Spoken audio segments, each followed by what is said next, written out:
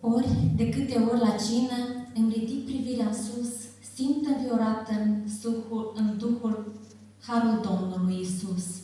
Ori de câte ori genunchii mi se pleacă la pământ, îmi aduc mereu aminte de duiosul Său cuvânt. Și de câte ori la cină, lângă pâine frântă stau, vreau din inima întreagă mulțumirea mea să-i dau. Căci așa după cum pâinea, sub privire ni se frânge, trupul sfârtecat de cuie ne-a fost dat pe acest pământ.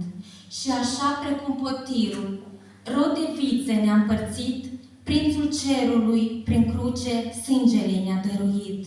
De aceea, astăzi iarăși, după ani trecuți în șir, simt aceeași cercetare lângă pâine și potir. Și din ele gust puterea Fiului lui Dumnezeu, care s-a jertfit pe cruce ca să am iertare eu. Cerul și-a deschis izvorul, cu iertare și cu har. Pentru o lume de păcate curge mântuirea în dar.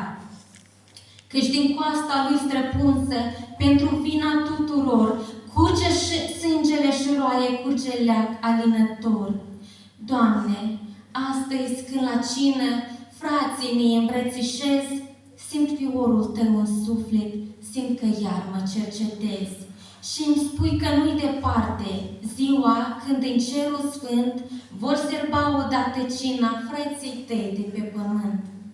Doamne, dă-mi Te rog puterea, întâlnită în cuvânt, să trăiesc mereu cu Tine după sfântul Tău legământ. Iar atunci, la țări, o Doamne, de fiorul sfânt pătruns, îți voi mulțumi și acolo pentru trupul Tău străpuns.